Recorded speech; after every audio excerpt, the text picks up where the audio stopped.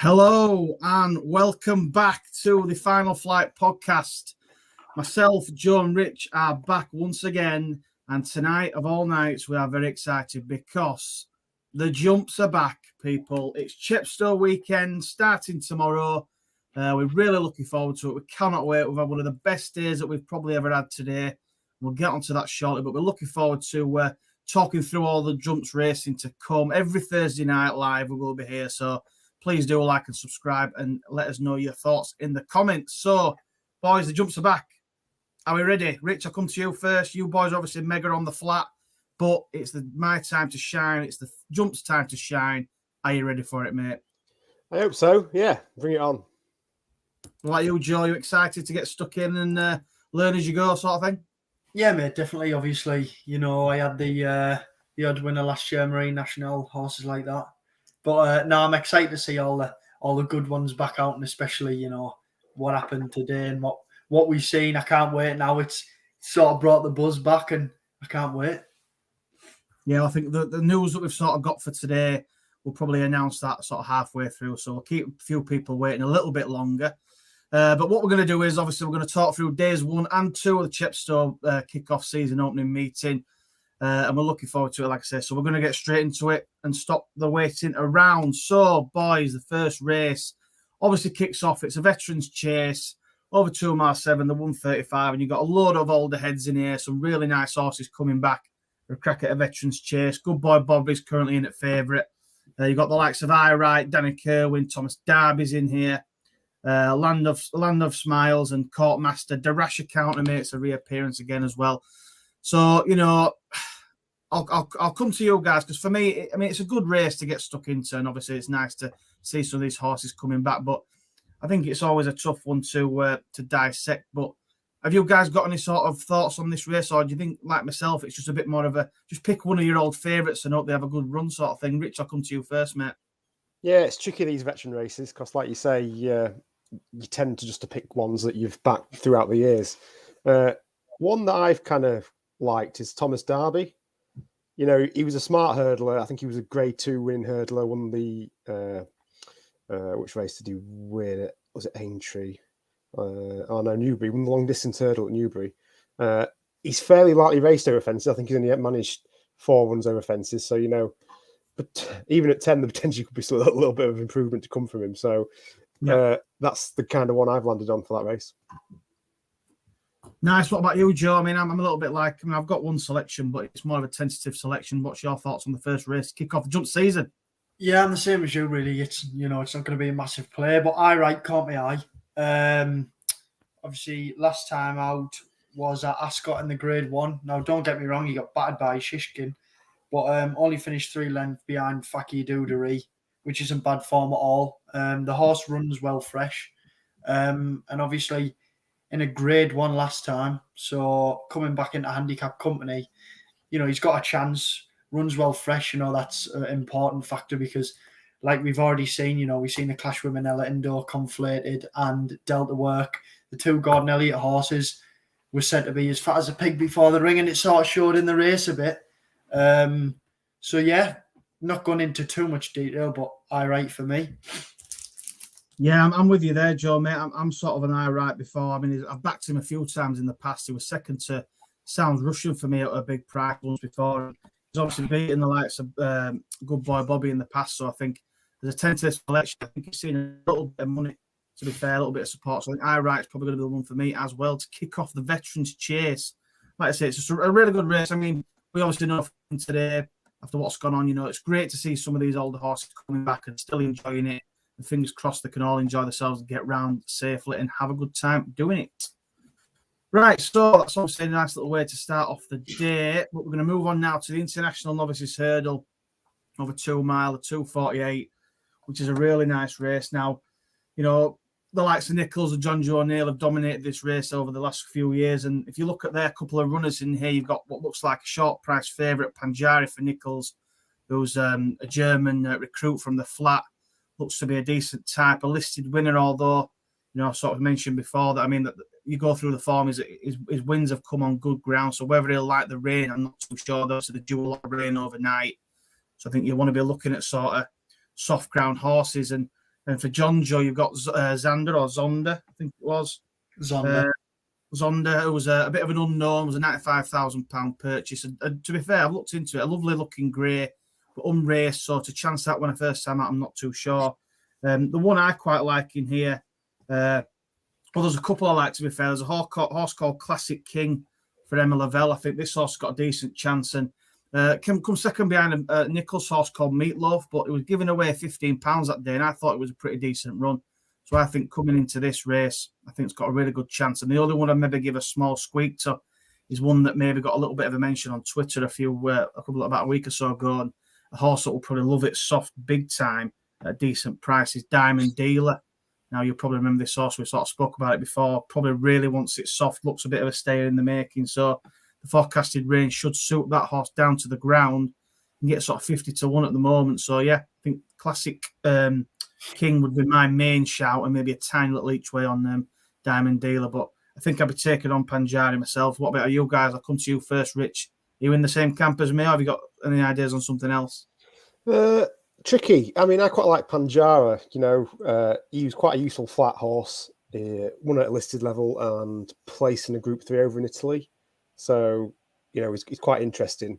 So it's be interesting to see if he can jump a hurdle. If he can, then I think he's going to be quite dangerous. That's decent platform. We'll just have to find out. Like I say, it's his first time over hurdle, so a bit of a stab in the dark. But yeah, that's the one I've landed on. Yeah, I think it's always you're never too sure with these sort of European recruits coming to the flat, but just that sort of good ground form, whether the horse will be able to handle what could be pretty soft conditions, we'll soon find out. But what are your thoughts, Joe? Are you going to take on the favourite, or are you going to back him? No, I'm going to take on the favourite, mate. Don't get me wrong; it's not a massive sort of betting race for me because looking into it, I'm probably used to looking at flat pedigrees and not the jumps or flat pedigrees going into the jumps type of thing and looking through that side. But one that did catch my eye was Zonda, out of a listed hurdle winner. It was already produced 2 very good hurdlers. And the yard won this race last year. So obviously they know what it needs to take. And the only thing for me, regarding the favourite, like you say, was the good ground. And it's not like he's had 2 runs on the flat. He's had a few runs. So it might take more than the one, although they can school over hurdles, it might take 1 run or 2 runs, in a proper run full race before he does sort of cotton on and change his ways because, as you sort of know, it is harder for a horse to switch up and when it's used to running over the flat, going over the jumps and vice versa. Yeah, no, I think you're right. Like I say, it's a trappy little race, and just the fact that John Joe and Nichols have dominated the race over the last few years, it does make you wonder the horses they normally send here is always got to catch their eye. I just think at a short price, definitely Panjari is probably worth taking on. And if it gets absolutely smashed in, that may be a good sign for the Nichols team. But I think it's just worth taking on. But we shall see how they get on. I had a comment on here from Jack who says the jumps are back, lads. Looking forward to being back on next week. Yep, it's coming on next week for the final flat meeting podcast. Yes, we're going to have one more, don't we, champions? Here you going, Jack. But anyway, that's enough talk about that. Let's ignore that. So yeah, we'll move on to the next race then, which is the handicap novices chase over 2 mile 7. This is a really interesting race for me, and there's a horse in here who I put up as a sort of a horse to follow, and was it a non-runner the other day? It was a non-runner the other day. Yeah, it comes into here, and don't get me wrong, the favourite Chianti Classico is a really, really good horse. Has obviously won plenty of races. He's high enough in the handicap at the moment for his sort of chasing debut, but he does look a real good horse. But I just think one in here that I quite like, it could be a bit of an improver. Getting a load of weight from the favourite, and the horse is a John Joe O'Neill horse, and it's a horse called Inch House. And I think a few will be touting this horse over on social media, things like that. But I just think he's got a really good chance in here. If you go back through the form, it was he's got form behind Hitchin Jacking for the No Feeler Racing team, and then we know he's a pretty decent horse. And his second run at Chepstow was another decent run as well. And I just think the soft going is going to really suit him down to the ground. He looks a chaser in the making. I know it's like a cliche, they look like they're built for chasing, but I do think this lad will be. And I do think he's going to have a really good chance tomorrow. The only other one I'll maybe give a squeak to is there's a Nichols runner, Iupi Kalonji. Now, if Classic, what was the one I just? Oh, if Classic King was to win the race previous, he would actually give a form boost to Iupi Kalonji. So that would be an interesting little form line if that, see how that works out. But I think my main selection for this race, lads, is going to be Inch House for the John Joe O'Neill team. He gets plenty of weight from the favourite, so I think I'll take a chance on chasing debut. Rich, what are your thoughts? No, I think I'm going to follow you with that one. Inch House, he's a former Irish point winner. He's been quite progressive over hurdles, and like you say, will make a chaser. So on his handicap bow, I think it's definitely of interest to have a look at this lad. And I think I'll follow you in with that one.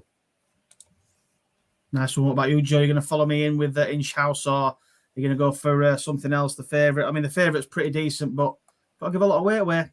Yeah, I do like the favourite, but like you say, got to give a lot of weight away. Inch House just did catch my eye.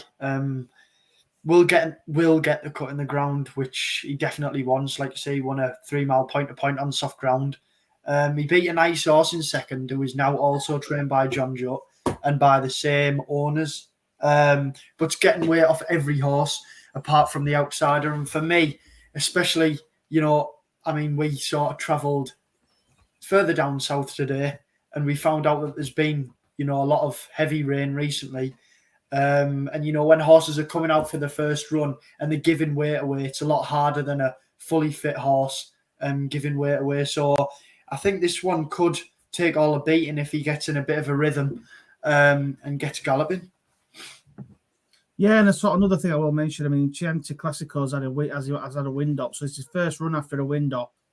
After obviously pulling up in the Albert Bartlett won by Stay Away Face. So again, coming just off back of the wind up straight back to sort of 3 mile, I think could be quite tough giving the weight away. And I think he'll be a really good horse going forward, but I just think it could be worth taking him on. And hopefully Inch House has the ability to do that and kicks on and becomes a really, really good chaser. Lovely. Right, so the next race we're going to do is going to be the Mares Novice Hurdle. And then we're going to come on to the main race of day one, which is obviously the Persian War. But this is another fascinating little race, in my opinion. I think you've got some really nice horses in here. There's Politicus. I don't even know how to say it myself. We love pronouncing names on this podcast, don't we? But this horse obviously comes from the Grade 2 bumper at Aintree, won by Dicer Enos, as well as Alfie's Princess. Now, I obviously put up Politicus in the Patreon last time out when it was a non-runner. But that day she was down in trip. This time she's gone up in trip a couple of furlongs. Now the Aintree bumper, she obviously went with them for quite a long way, then kind of fell away. Where if you watch Alfie's Princess run, she looks a little bit like she just gets taken off her feet a little bit, and she would prefer the step up in trip. So I potentially think that Alfie's Princess could probably reverse that form. But you've got the favourite in here who I really like. Again, she was sort of a tracker horse that I'd earmarked from the point to point for Spear. For Nichols again and Cobden, Florence the Machine. Now I really like this horse. I think she's got sort of superstar potential. I've been looking at a few good point to pointers so far for this season, and she just looks a little bit classy. She won her point to point. 1 second, first place. Yeah, she just won it really convincingly. She sort of made a bit of an error, but still managed to get up and run away with it. And I think that just shows a little bit of class. She's got loads of stamina. 2 mile, 3.5 furlongs should be perfect for her. So my selection for this race is going to be Florence the Machine. I'm going to go with the favourite, even though she's took a little bit of a walk in the market. You can get 9 to 4, which I don't think it's a bad price. But what do you guys think? I'll come to you first, Joe, if you want. And have you got a mare in your thoughts for this race? To be fair, mate, this one is more of a watching race for me. I know you were tipped up the second favourite on the Patreon the other day. Has obviously got good form in there, but to see it being withdrawn the other day was a bit not strange, but I wondered why, because the strong favourite was withdrawn and that went into strong favourite, and I think that horse would have won that race. But no, Florence the Machine looks a good prospect for the season. It's just, can she do it on a first day at school, if you like? But no, it will be one that I'll be watching closely. And, fingers crossed she does it in style, and we've got a good English horse to take through for the season for Nichols. Yeah, fingers crossed. What about you, Richie? You were the favourite, or are you going to take her on? It's a good race. I'm going to take her on. I quite like Alfie's Princess in this. Well, I did say she might reverse the form, so we'll see. Go on. Yeah, so she won a point-to-point, and I think second in that has come out and won a bumper. And I think the form is quite decent. 1 second, let me see if I can find it. Yeah, so second has come out and won a bumper, and then third and fourth have then won a point after their next start as well. I mean, she kind of was too keen last time out at Aintree in the Grade 2, which was won by a smart one called Dysat Enos, that we all like.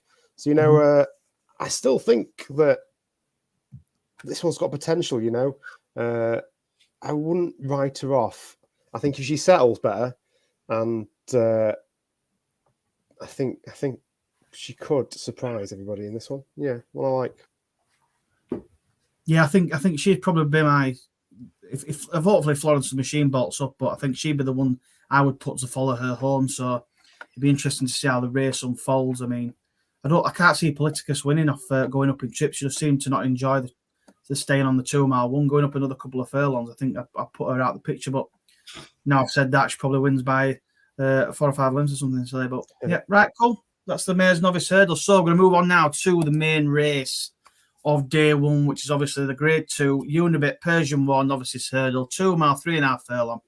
Now, we obviously have had some really nice horses win this. The likes of Time Hills won this, and horses like that. So, it always seems to throw up a decent horse. A lot of people like the favourite in here, who is obviously Captain Teague for the Nichols team.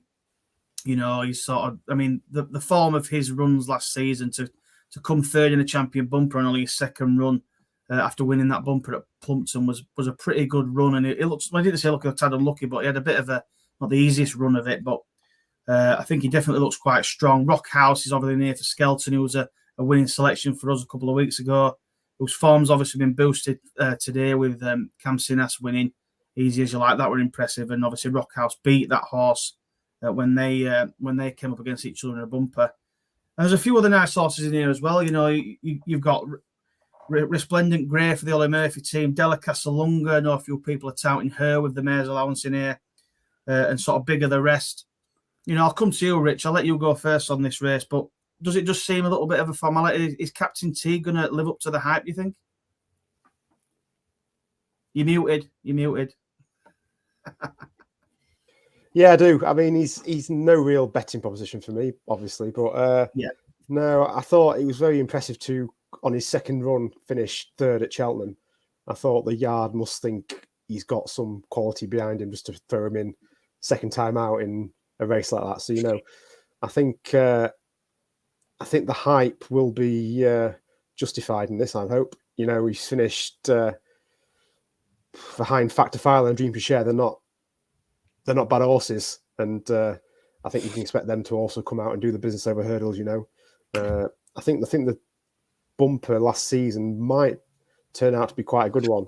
I know people have knocked it in the past, but yeah, I think Captain Teague could do the business and do it very well and set the tone. Well, you mentioned the bumper there. I mean, the bumper's has done pretty well over the last sort of few years.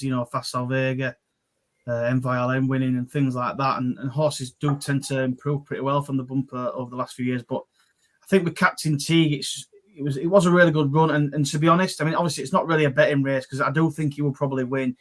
So it's whether case you want to maybe chug a couple of quid against him. But I kind of hope he does win and win quite easily. So it gives us as sort of the UK fan base somebody who's probably going to go and be up there at the top of the market for the Ballymore. But I mean, I don't think he'll win a Ballymore because we always get behind one, but they always bomb out at the Ballymore. It's always an Irish runner that wins it. But I'll come to you, Joe, for our maybe run through a few others. But do you think it's Captain Teague's to lose tomorrow? Yeah, definitely, mate. I think one thing that did catch my eye was obviously he's gone in the Cheltenham bumper after 2 runs, but his first run was in a point-to-point, so he is predominantly, bred to jump. Where you look at A Dream to Share, and I know he's been absolutely unstoppable, but that lad is sort of flat bred. So when you look for this lad to go on a point to point, then under rules, and then go straight to Cheltenham and come third and split 2. Well, I think there was 3 Willie Mullins horses in the top 5, and he's split them. One's in front of him, and the other 3 are behind or something. So that is very impressive. I think he's going to win easy. I think he's going to win comfortably. And like you say, I do think he will rough and tough the Irish up, hopefully. Like I say, he's showed great form on the flat, but he is, bred to jump, and he should get better for it. Yeah, and I do agree with that. And like I say, it's nice to get behind these sort of big names. So with a bit of luck, he does go and win. But, just a quick run through the other horses. I mean, I think Resplendent Grey for Ollie Murphy looks a really good improving horse. And I do think he's going to run quite well tomorrow at big price. He's won his last couple of races at Perth and Wetherby, and he could always make the step up. Now, obviously, the interesting runner in here is, by the looks of it, this Della Casalunga, who's obviously come second in behind Sandor Clegane at Punchestown. Looks really impressive. She looks a really nice horse. Now, I know people might be thinking she might go and win this, but I do think it's going to be tough for her, even though she's getting the weight, to sort of win this sort of race first time out with the likes of Captain Tegan here. I think, for me, in my opinion, she'll run a really good race, and she might maybe come in like a second or a third. So she could be an each way play if the favourite was to sort of not perform. But I definitely think if she runs well in this, she's probably then going to go to maybe like a Mares Hurdle somewhere, or Mares Novice Hurdle, and probably absolutely bolt up at maybe a semi-okay price. But I do quite like her. And I'll just give a small mention to Lord of Thunder, the absolute outsider. Now, I would have definitely given him a chance for the Tizzards if it would have been good ground, but obviously it's not going to be good ground. But you watch for that horse back on good ground somewhere. I really like Lord of Thunder. But the one I'm sort of going to side with, if we're going to take on the favourite, why not, is I'm going to give Rockhouse a chance for the Skeltons. Obviously, it was a winning selection for me a couple of weeks ago. Absolutely battered Casminas, who won today for Fergal O'Brien. And I just think that form's taken a nice boost. And I just think he comes in here race fit, a race under his belt. So I'd give him a little chance of potentially upsetting the apple cart. They obviously think a lot of him to have that one run and then throw him straight into here against the likes of Captain Teague. So I think he's gonna go pretty close. So I think at sort of 9-2, 5-1-ish. I think he could be a muggy each way, or I'll just back him to win. We'll see. But yeah, I'll go for Rockhouse, boys, and I'll take on Captain Teague. But I think it probably will win, but it's just one of them, isn't it? Right, fantastic. That's day 1 wrapped up then. So we're going to move on now to day 2. Look at that graphic. That is fantastic. Day 2 kicks us off with the Champion Hatch Juvenile Hurdle. So I've had a little look in this race, and the first sort of obviously name that comes to mind is the fact that, well, it's obviously the Nichols runner in here, Liari, Cobden on board. Now, this horse looks really interesting in my opinion. I think it's a race that's been dominated by Nichols runners. He normally has the favourite and things like that. So 7 out of the last 10 favourites have won. So obviously it's dominated by the top of the market. But Liara, she's is a recruit from the flat from France, and has won a couple of good races. So I think she's got a chance. But what are your thoughts, lads? I'll come to you while I read up on my notes again, because my mind's gone totally blank. We're obviously tired from a very long day today, which we'll get onto in a bit. But Rich, are you taking on the favourite in this race? Have you got anything you'd like to mention? No, I like. Is it Liari? Liari, is it? She's by Liari. I mean, she's by. He's by Cracksman. Who's a top class flat horse, and like you say, he's been running on soft, good to soft, heavy in places sort of ground. So there's a very soft win in there, yeah. Yeah, I mean, France is normally very soft in it, so. He come fifth, didn't he? I've just read up my notes. Said he come fifth, but it was fifth of 5, I think it was. But he only beaten a couple of lengths on very soft, and that was at a decent level. So I think, and if you go back and watch the race, it was a bit of a classic French race where they sort of crawled along and then turned to a sprint. But I definitely think this will suit. So I quite like her. But yeah, carry on. Exactly. I mean, Nichols loves Chepstow, doesn't he? And the Yard have an excellent record in this sort of contest. So I imagine he's probably aimed him for this. And like you say, he's one to definitely take note of, and I think he's going to run well. Yeah, like I said, it's obviously a juvenile race, so it's going to be hard. A lot of young horses in here, and you never know what's going to improve either way. But I think a Nichols favourite in here normally does quite well. So I think to take the favourite on might be quite tough. But what are your thoughts, Joe? Have you had a little look at the race, mate? I mean, do you think Liara's got a good chance? Yeah, obviously, definitely. You can't dismiss Paul Nichols and Cobden around this track, but not much thought for me really. Obviously, I've had a look and stuff. There's nothing apart from the the Cobden horse that really and Nichols that stands out. That jumps out the page at you and thinks, oh, that could be a good one, or there might be improvement from some. You never know, and that's why for me it'll be a non-bet tracker type race of see what finishes in behind. See if anything's sort of ridden out the back and just given an easy time of the things or whatnot, and take it from there really. No, that's fine. Yeah, I like it. So that's 2 for Liara and 1 for the tracker. I'll just put this comment up here. Sean says hi. So evening, Sean. Thanks for tuning in, mate. We do appreciate it. Evening. We're going to move on now to the next race, which is the Native River Handicap Chase. Another good race, Class 2, 2 mile, 7.5 furlong. Pretty much 3 mile at 2:30 p.m. You've got some nice horses in here. I'll just go through a couple just to refresh your mind. Stolen Silver, 300 through 5 for Nichols. Cobden on board. Courtland, Eva's Oscars in here. T Clipper comes in here again after being denied last season by the old 12-year-old Peregrine Run. What a run that was. Switch Hitter comes in here and a few others in there. I'll come to you, Rich. I'll let you dissect this race for me. I'm sure you've looked into it in deep detail. What are your thoughts on this race, mate? I won't go too deep, but 300 through 5 is the one that I quite like. I think he's coming back off wind surgery. I think I've had that right. But I think he was 4th in the Scottish Grand National. And I thought that was quite good off. I think he was 11 stone 7, which was nearly top weight that time, and he was staying on. And he's just a tough horse that I quite like, or I did quite like last year. So, like you say, first time out, are they going to be fully tuned up? Are they going to? I know they probably all got targets for later on in the season, but Nichols does like Chepstow, and I think after the wind surgery, I think he could run well. I think he's a nice price as well. I think he's maybe about 7s, is he? 6s, 7s? I think it was something like that, yeah. Yeah, so I'll maybe take a little each way shot at that. And like I say, he's a tough old horse, so he'll be staying on. And if he's not first, hopefully he can at least grab a place and get your money back. Yeah, no, I think it's good. It's a good selection there. I think the one I'm going to go for is one of the other Nichols runners that hasn't got Cobden on. Obviously, you've got Cobden. I'm going to go for, now, believe this might shock you, but I'm going to go for a Bryony Frost ridden horse in this. And I'm going to give a little chance to Switch Hitter. Now, obviously, won last time out off a mark of 133, comes in off 137, but he's an absolute stayer. So the 3 mile is spot on now. It was found out at sort of grade 3 level, but obviously this is a little bit of an easing grade. So I think he might have a little chance. I think he comes off a low weight, and I sort of looked through the last sort of few run-ins of this race, and I've got it here. 6 out of the last 8 winners were carrying 11 stone 2 or less. So I think if you're looking at like the top of the weights, I think you might struggle potentially unless they're just a really good horse. And if you're sort of going through it like that, I think I wanted to look at the bottom of the weights for this, and I think just Switch Hitter just sort of piqued my interest with Bryony on.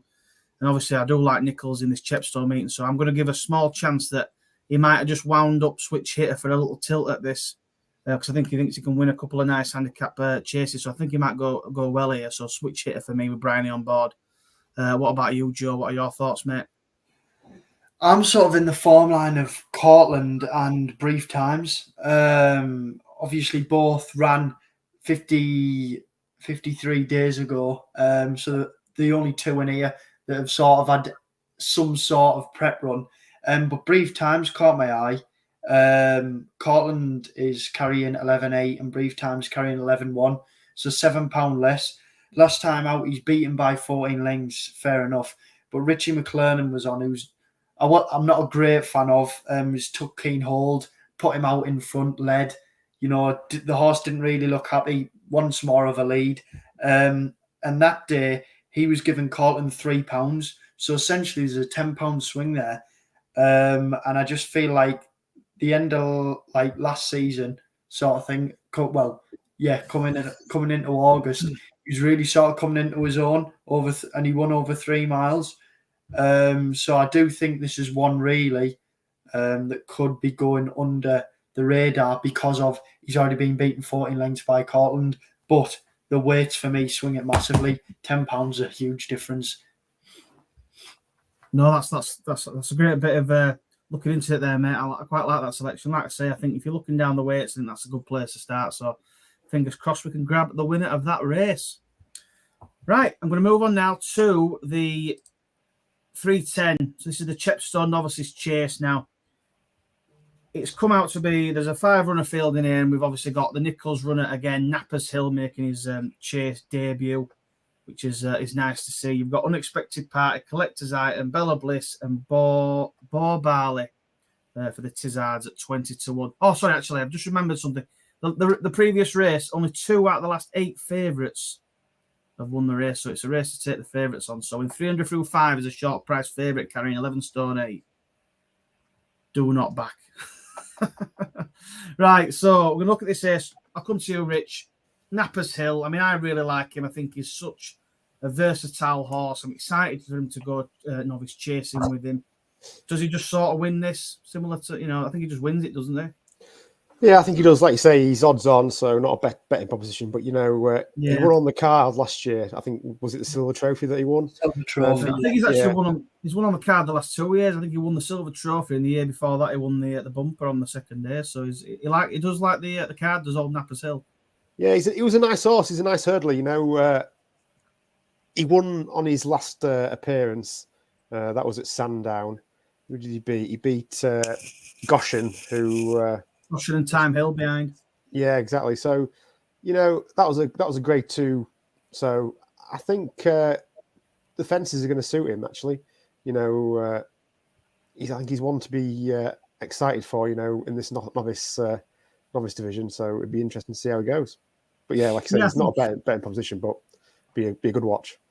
Yeah, it's not really a betting race for me because I really like Nappers Hill, and I really do hope he goes on to run at a high level. Like you say there, he picked up a couple of nice grade 2s. He beat the likes of So Royal, Goshen, Time Hill. So he's beaten some good horses, and he just seems to perform on sort of any ground and any trip really. So you're talking 2 mile to 2 mile 4. He's pretty much can win at any distance. So I think 2 mile, the extended sort of 2 mile 3 furlong tomorrow, chasing debut. I think he should be very hard to beat. He's obviously not a betting proposition at 8-11 on, unless you're like a muggy hacker on a Saturday maybe. But he's not a betting. It's more of just a hope and watch and hope that he can jump really well. His jumping did seem to improve as the season went throughout. So I'm probably expecting to maybe be obviously a little bit novice early on. I do think he'll warm up to it as the race goes on. So fingers crossed, Nappers Hill can go and win. Are you in the same camp, George? Do you think he just bolts up? I'm not going to say bolt up, but I think he'll win. Yeah, mate, I think he'll win. As long as he jumps all right, I think he'll go and win. Go and win easy. Fantastic. Right, that's that one then. So we'll move on again to the Memorial Handicap Chase in here, the 340. Now, there's some pretty good horses in here, to be honest with you, and just move that down there. You got the like of final orders in here. That's all right. Gino, who's been a winner for us in the past. Al Dancer. Elixir de Nuts and horses like that. Our Jet, Walking Clover. Have you got any thoughts on this, Rich? Have you had a little look at this race? Only briefly. Not a lot really stood out. I mean, I like That's All Right, Gino. I know remember we backed him last season. He's not a bad horse. So he's probably the one I'm going to side with. I mean, he won last time out at Ayr. That was a grade 2 novice chase. Beat the likes of Thunder Rock and Unexpected Party for Dan Skelton. So I think that was quite good. I think he ran quite respectable actually last season. He pulled up at Cheltenham, but he was second at Kempton, second at Cheltenham in January. That was one of them was a grade 2, and the other one was a handicap. He comes second to a solo. Yeah, that was it. And Stage Star. Yeah, so it was quite decent form actually. So he's probably the one I'm going to side with. Yeah, I mean, I'm with you then. That I was just interested to see where you looked at, but That's All Right, Gino's definitely the sort of the one for me. I know he's carrying a decent bit of weight tomorrow, but he just seems to, if he can keep his jumping on point, it seems if it all falls right for him, he looks like a really good horse, and I think he will. He could improve past his rating that he's got currently, which is 1-4. Now I think he could be a little bit better than that if he puts his jumping together. It's not really a race we've got a massive opinion on, but I do like That's All Right, Gino, and he's kind of got a bit of a connection with the horse. So fingers crossed he can put it all together again tomorrow and go and win first time out. I think he could go on a bit of a run and win a couple of nice races. What about you, Joe? You look back, like you say, the form with Thunder Rock, Solo, Stage Star, Haddock's Tizzle Boys. He's been running in really good races, and hopefully he'll kick on and do well tomorrow on Saturday. What about you, Joe? I like Walking Clover, to be honest. Quite an interesting runner, bottom weight. Comes second behind Outlaw Peter last time out, but when you watch the race back, Walking Clover, pretty keen. I think Harry Skelton wanted to teach him a lesson. He gave him weight that day, £3. And if you watch the full race back, he's always jumping into Outlaw Peter, and Skelton's just having to bring him back because Outlaw Peter wasn't jumping at all. But you could tell Harry Skelton was desperate for a lead that day and desperate to sort of give him a more of a teaching ride more than go and win the race. And in the end, he was only beaten 3/4 of a length. Now, Outlaw Peter's been touted to be, a good horse for this season. And Outlaw Peter, will probably turn out to be a better horse. But this horse he has got a £5 claimer on. So he's only carrying 9 stone 7, which is, pretty low. He's getting weight. He's had the prep run. I think he'll go pretty close. Every horse here, apart from Final Orders, is having the first run after 169 days off minimum. Walking Clover's ran against Outlaw Peter and put up a good race, giving him £3. I think he's got a chance here. No, that's a fair point, mate. I think you're onto a good one there. Like I say, it's a tough little race to dissect. I think it'll be a decent price win it. So let's see which one does win it. Lovely, right? So moving on again to the Silver Trophy, which is obviously the main race on the second day. And I'll just do a quick run through of the current runners. You've got Sonagino's in here. You've got Uncle Bert, Blow Your Wad, Sign From Above, Benassi, Boomborn, Twin Jets, Lollygad, Tronador, and a couple of others. Any harm in asking for the John Joe O'Neill team and a few other bigger prices. So I think the two that I probably quite like in here are probably Sign From Above for Peter Fahey. I think this horse is coming over after a couple of wins at Galway and Navan. I thought they were quite impressive, and I just think the ground's going to go in his favour, and he could probably go quite close in this at a decent price, although he has seen a little bit of support. But the other one, I mean, again, it might sound like a bit of a broken record, but I quite like Sonagino. I think the horse looks a really progressive hurdler. I think they sorted his wind out sort of 12 months ago, and he did some really good runs, and his best run was probably his last run, where he did come third behind the good horses Buddy One and Fern Across, the Irish Raiders that day at Aintree. And I think if he can sort of kick on from that and improve from that, he won on his reappearance last year at Chepstow, so he likes the track, and I just think he could be a pretty strong favourite, in my opinion, at a decent price, 4-1 sort of thing. So I quite like Sonagino and maybe a little each way on Sign From Above. So they'd be my two selections. What about you, Rich?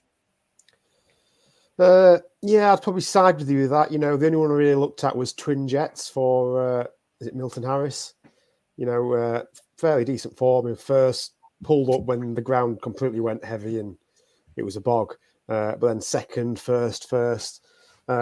So yeah, I think he's one that's got potential for sure. So he won't want it too soft. So potentially just depends how much rain they get. But he has got form on soft-ish ground, shall I say? So I think he's about 8-1. So I would give him an each way squeak. But I do like yours as well. Yeah, I've actually got a third in here. I've just realised that I've missed one off my notes. But the other one I did like.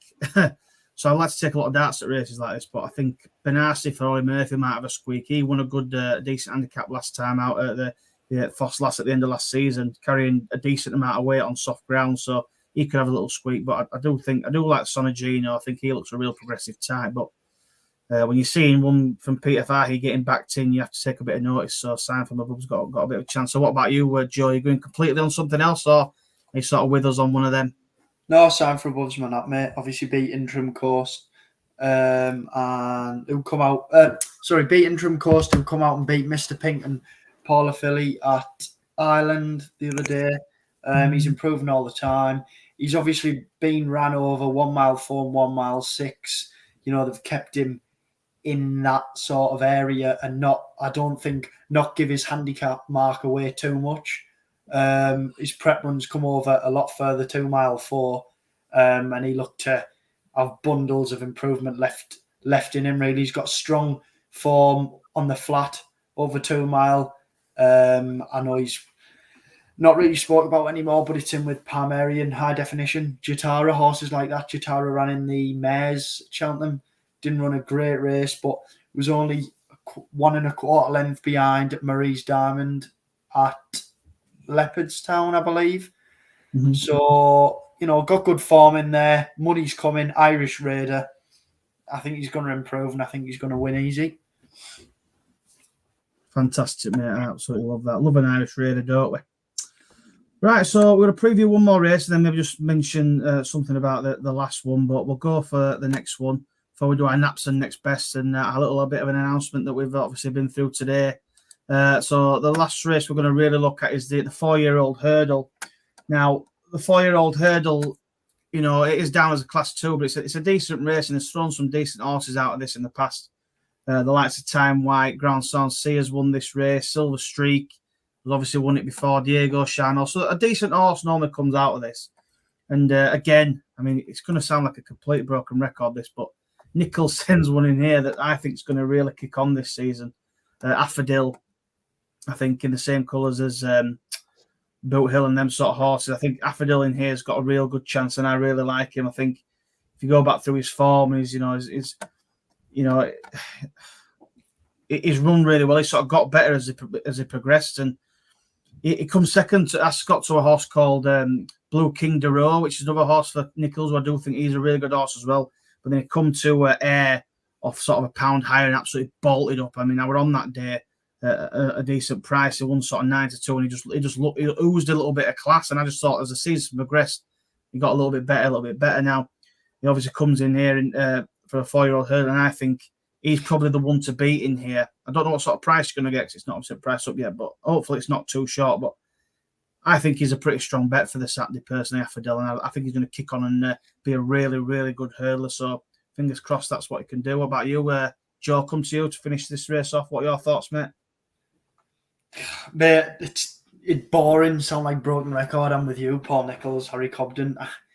I mean, everyone's mentioned the combination coming into the festival, haven't they? You know, keep on the side of Paul Nichols and you'll just do all right. And, you know, I think this one will kick on, and I think he'll improve this season a lot more than he did last year. I think he's still got that progressive side in him. I think they'll go and win again. My only issue with it is that I kind of hope he's not favourite. Now, obviously, he does have to give a bit of weight away to a lot of these. You know, he's carrying 11 stone 8, and favourites don't tend to do well in this race. You know, I think I looked up the stat, and I think it was only 1 out of the last 10 years as the favourite won the race. So with a bit of luck, he won't be in as favourite, and I could maybe back him because if he is a short price favourite, we'll have to wait and see. But I can see him getting backed in, though. Can you? You know, yeah, it might go favourite. If Nichols has been firing the winners come this race on Saturday, I can see him going off. Him definitely getting backed in. So, what are your thoughts, Rich? Are you with him as well? Yeah, I'm with. Is it Affadil for Nichols? I think. I think he wins it. You know, like you say, he was fairly impressive last time. You know, he won at Air over 2 miles on his last start. I think he's going to have a big season ahead. You know, I think Nichols has got a good one. You basically said what I was going to say, so I'll keep it short and sweet. Yeah. Fantastic. Right. Well, we're going to talk about one more race, but we're going to have one. What's this comment on here? Craig is on the live. So thanks for watching, Craig. Thanks for today. Yeah, cheers. After the naps and next Cheers, best, Craig. what we've been through today. So thanks for tuning in to watch that. We've had a fantastic day, and we'll obviously mention that at the end.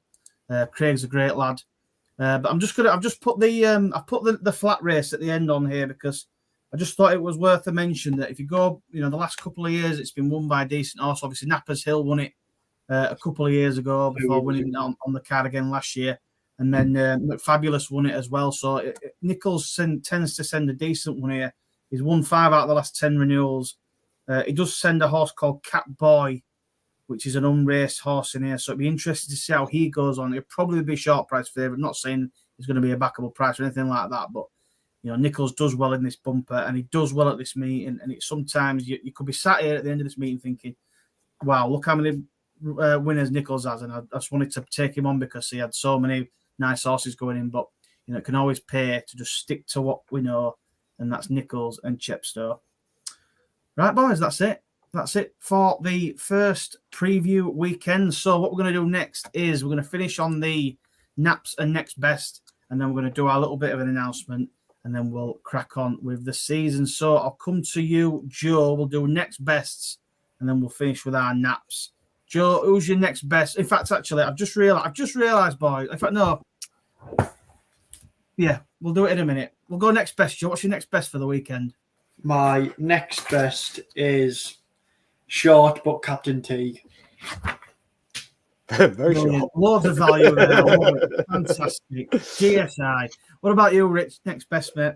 Next best on the Friday in the 358, Alfie Princess. I think you can put a line through the last one, and I think this one has got a little bit of potential.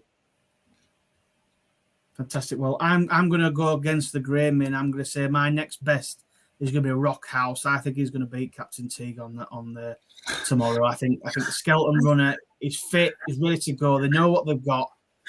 He's gonna go and win. I'm telling you now. What about your nap then, Rich? What's your nap for the weekend? My nap is Liara. Is it Liara for Nichols? Yep. Liara. Liara. Sorry. Yeah. I think he's got. I mean, he's got loads of good horses, but I think that's the next off the conveyor belt for him. Fantastic. What about you, Joe? What's your nap? Starting from above, mate. He's going for the back-tin Irish Raider. I love it. Well, mine nap for the weekend, I'm going to go for it. I'm going to give it to Inch House. I think Inch House looks at every centimetre of him looks a chaser, and hopefully he can kick on for this season once he wins tomorrow. And I'll give a small mention to the bumper horse, the Mare's Hurdle horse, Florence the Machine. I do like her, and in fact, I've just seen a comment. Sean knows what the weekend's all about. The Inch House, Florence and the Machine double. That is probably going to be a winner for you there, mate. 100%. Right, that's it for the Jumps weekend preview. Now, I'm going to give us another little segment next, just before I do this big announcement, because obviously the lads are desperate to cling on to it. But we're going to go through a quick mention of anything else of the weekend. And yes, if you've got any flat tips you want to put up, my God, now's your time. But you've got about 30 seconds. Go on, Rich. You can go first. I'm going to let Joe go first. No, let Rich. All right, go on then, Rich. Well, it's mainly Saturday. I think there's quite a good selection of flat horses out on the Saturday. So over at Keeneland, you've got Morge. She's back out. I'm looking forward to seeing her. Ancient Wisdom is running the 125 at Newmarket. This is one that I really like for Appleby. This lad last time he ran, he needs to step up to 1 mile, and he's getting 1 mile on Saturday. So be interested to see how he runs. I think it'll suit. And like I said, I backed him for the Guineas next year, so I hope he does run well over the mile. He's one I really like, and I think that is all I actually have. There's one more. Sorry, another one for Appleby, Newmarket 315 Arabian Crown. That's one I really like. And there is, in fact, one more that I've missed off. One of my favourites. Newmarket, 5 o'clock. It's a podcast favourite. Unequal Love. He's running a listed contest. I really like that one. Yeah. That's all I've got, James. That's all I've got. That's fine, mate. I mean, Unequal Love's obviously been a great servant for the podcast. Obviously, she's won some nice races. So fingers crossed that one can go and win again. Joe, are you got anything to combat that on flat before we finish off with our announcement? Yeah, mate, I've got 2 tomorrow. I love Inquisitively. I was at York when it won the Rose Stakes. Buick rides again. The only concern for me is the soft ground. He's won on good twice, and he was an on-runner last time out. Now the rain seems to be falling, so I haven't backed. He looks to be getting backed in, but I'd probably watch. And if the ground's good, anything better than good to soft, if it's got good in the description, I would back him. And then just one to watch out for, really. The Group 3, 225 tomorrow at Newmarket, Skellet. being bought by Judmont for a big price, getting backed in Ryan Moore on board. I do like that one. And then moving on to Saturday, we've got Dan Buster in the Zetland. Stepped up in trip. I think you can get about 5-1 now. I'm sure he's run against one of the Godolphin Hot Pots, but steps up. And Oisin Murphy got off the horse and said he'd done it really, really easy on debut, and he just seemed to idle in front. So I think there's more to come from that one. And then my full nap of the flat season is going to Iberian in the Dewhurst. Now, I'm glad Rich didn't mention City of Troy, because I think every person who's backing City of Troy at 4-9 for Saturday is going to get the fingers burned. And I think Tom Marquand and Charlie Hills are going to upset the cattle yard. So, yeah. At least you got the each way, Joe, for when he finishes second. Yeah, no, and I tell you what, I think he is a good bet for the Guineas for next year. Really do. City of Troy. We were there at Doncaster, weren't we, James, when Iberian won, and Tom Marquand's got off and said that's just what the doctor ordered. And I do believe the owners have done the that path twice, where they've won the race at Doncaster and gone into the Dewhurst and won. And he actually said this is his best horse to go with. So fingers crossed he does the business, because I'm on at 6s. Well, to finish off that little segment, I think my last flat bet of the season is going to go in the Dewhurst, and my money is going to go on Iberian. Yes, James. Come on, George. Yes, come on. He won on it. He's going to win. He's going to win. I'm just going to mute Rich a second. Hang on a second. Come on. Iberian.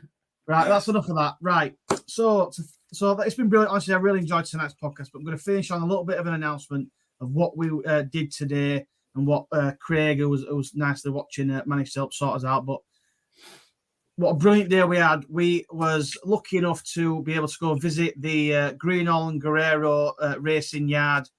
Josh and Oliver over there were fantastic for us today, and we got to see all the best horses they've got, the likes of Cheltenham Festival winning Rocco. Jaguar's a really nice looking JP horse to come over. Get the flag. I've got the flag up there. I've got the JP scarf up for Irocco. They did tell us that he's schooled really, really well a couple of times. He's going to go novice chasing. So yes, we're getting stuck in for the Brown advisory on Irocco, because he looks a superstar, staying chaser in the making. And there's some really nice horses. And what we've done is we've done a load of video footage. We've got done interviews with all the staff, and just showing sort of the in behind the scenes of all of the workings out and what everyone goes through day to day, to try and put that into a bit of a video content for everyone to see, and just really see what all the care and attention that goes into some of these top level horses. And it was fantastic just to chat to them, wasn't it, guys? I mean, I'll come to you first, Rich. I mean, how good was today? You know, I mean, how good was it today? Just seeing what goes on. Oh, it was awesome. You know, the setup they've got, it's pretty amazing. You know, it was just so relaxed. I think that kind of, if the staff's happy and relaxed, it passes on to down to the horses. You know, everyone was so friendly and was chatting to us. It was a great experience. You know, because I think people just like turn up to the races and go, all right, horses run right back in its box, back out again. You know, a lot goes on day to day, and there's a lot of good people in that yard that put in the effort, and I'm sure they're going to have a good year. Yeah, definitely. And like I say, sometimes it can be a little bit daunting going to there, but they made us all feel so welcome, so at home straight away. And we were just in and around the horses, and some of these horses just looked incredible. And you can just tell all the hard work they were putting in. I'll come to you again, Joe. I mean, tell us about, you know, how did you enjoy today? It was such a great experience to be able to get involved into a top yard that's really on the up for this season coming. Yeah, definitely. I mean, you know, we were saying today, you know, turning up, I didn't expect there to be that, you know, so many top quality horses. You know, you've got your big owners there, you know, they're really investing, you know, they're seeing the good progress that the yard sort of making. And, you know, just the full day, really, just in it, you know, like a little thing, we turned up and they were just like, yeah, we're just going to go over there, just, you know, have a walk around and do what you want, really. And we were a bit like, you know, so welcoming, but, you know, you do what you want, you know, see what you want and stuff. And there's a Cheltenham winner right there in front of your eyes. It was unbelievable. I mean, yeah, like I say, the full day was brilliant. And even one of the comments, obviously racing's took a bit of a hit in the past, especially year to 6 months, with the horses and how they're dealt with and stuff. But, one thing that stuck in my mind really was when I think it was Josh said, it's like a 5-star hotel really. Some of them are getting up at 6 o'clock in the morning and they're out, late evening till 6 o'clock at night, just making sure the horses are nice, comfortable, clean, mucking out, feeding them, cleaning them, watering them, even wiping them down, letting them outside. It was just brilliant, nice to see, really. They had a nice win there, didn't they, as well? Yeah. We met Toby, who was the jockey. I think he did a little interview with us, didn't he? He's a good lad, so it was nice to see that. Well done on your winner as well, if you're watching. Yeah, they had a winner, Cawthorne Cracker, was a decent price, 16-1. Toby Wine, obviously the conditional jockey there, he did a really nice interview with us and just talked us through his sort of routine. And that's the sort of thing it was, we got interview with the trainer, some of the staff, the riders and all that sort of stuff. And we're going to try and put all that together and put a nice big video out there that's just going to show what a real racing yard's all about and how these horses just looked after so well. And it's really good to see, and I honestly thoroughly enjoyed today. And it only got the juices flowing for the jumps even more. So fingers crossed that we can put that into our content and continue to show that to everybody else. So yeah, brilliant day, and I can't wait for that final video to be out probably in a couple of weeks' time. Right, boys, that's it. The jumps is finally here. We're obviously going to be on the podcast every Thursday at 7 p.m. previewing the weekend's action to come. We're also going to have a show on the Monday night, which is going to be like a sort of recap of the week / Cheltenham Anti-Post show, where we're going to build our Cheltenham Anti-Post teams and try and get some decent winners. And there might be a couple of guests coming on there as well. So we'll try. Having a Rocco. You can have a Rocco if you want. And like I say, we're going to try and get a lot more content of just what horse racing is all about. That's what we're trying to do on this channel, and that's what we're going to continue to try and push. So yeah, can't wait for James to hit. You what? Sorry, can't wait for you to go for Hitman in your Anti-Post team. I mean, Hitman, he'll probably be in there at some point because he wins the Ryanair, lads. He wins the Ryanair. Yeah, pick him. But yeah, like I say, please do like and subscribe. All of our Twitter handles are on the thing below. We're on Spotify and YouTube, obviously. Subscribe to the channel. All the lads on Twitter. If you like your jumps racing, I've got my Patreon as well. That's doing pretty well. So all the links are in the bios on Twitter and YouTube, and that. Just hit the like button, comment if you've enjoyed it, let us know your thoughts, and fingers crossed we can kick off the jumps in style tomorrow on Saturday, and then we can say goodbye to the flat and we'll be full flow into the jumps. So yeah, fingers crossed. Thank you everybody for watching, and we'll see you all next time. Thank you and good night. Good night. See you later.